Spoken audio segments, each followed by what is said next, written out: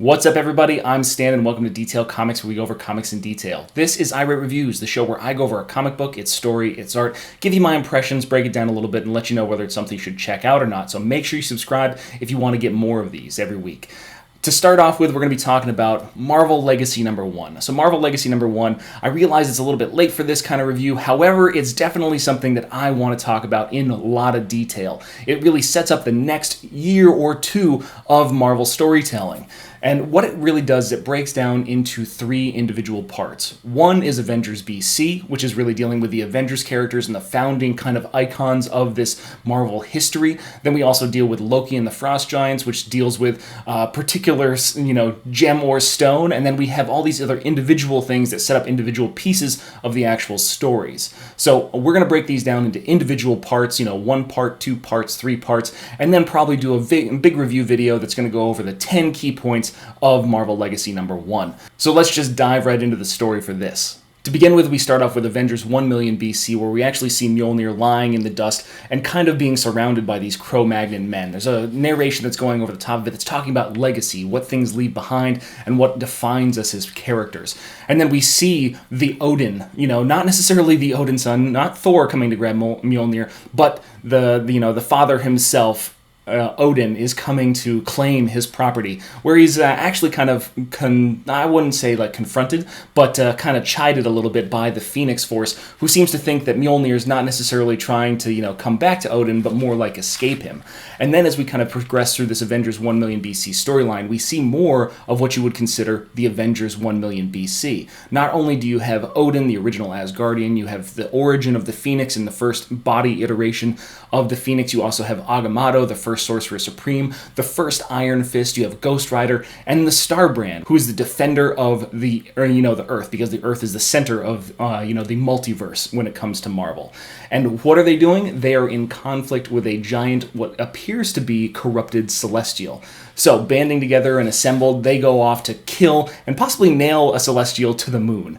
And it's just a really good spectacle. Asad Ribic really has a great art style when it comes to this, but the adventures of the Avengers don't really end there at that point in time. The reason they don't end there is because Robbie Reyes, the new Ghost Rider, embodied by the spirit of Eli Morrow, not necessarily the spirit of vengeance, wakes up in South Africa inside his Charger and then is kind of accosted by the police before he starts running off. But he doesn't really make it that far because he's assaulted by the current Starbrand, which is seeking to protect him and the rest of the world, rest of the universe even, from the dangers that Ghost Rider, possibly could impart on this universe. And what happens at this point in time is that we get an ongoing battle that takes place throughout the entirety of Marvel Legacy number 1 between Starbrand and Ghost Rider. And this is, a fisticuff kind of situation between the symbolism of those original Avengers 1 million BC. And it really doesn't seem like Starbrand should have a pretty serious upper hand in this entire endeavor just because of the power levels. If he's the Earth's galactic or interstellar defense force,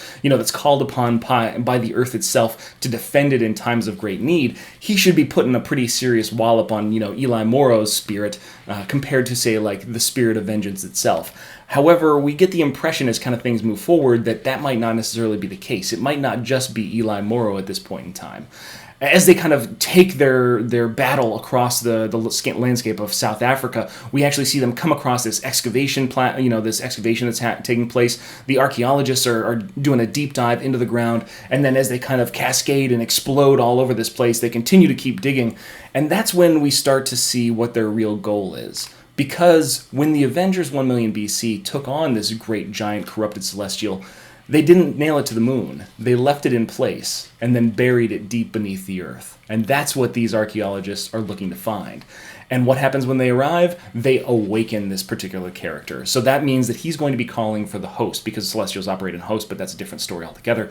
So he says, summon the final host, before completely obliterating these poor fools that went seeking out the Celestial. But as this happens at the same exact time, we actually see the evolution of this current Robbie Reyes Ghost Rider to take on the Spirit of Vengeance and use the Penance Stare for the first time in the history of Robbie Reyes' Ghost Rider. So it's kind of a defining moment for that character and shows his evolution into what would be the symbolism of the original Ghost Rider that was, well, he wasn't really riding a mastodon when we saw him. The mastodon was kind of dead, but overall, it's definitely a way to kind of hinge Robbie Reyes' character currently into a little bit more prominence in this respect to Marvel Legacy. After defeating the Starbrand, we see Robbie Reyes taking off towards this excavation site, Hellcharger kind of ablaze, and that's where we're going to leave the Avengers 1 million BC storyline. So we were guaranteed a lot more prominence when it came to Avengers 1 million BC. A lot of the marketing was actually focused on this particular team, and it's a great concept because not only what Jason Aaron is doing as far as the story is concerned, he's introducing us to the concept that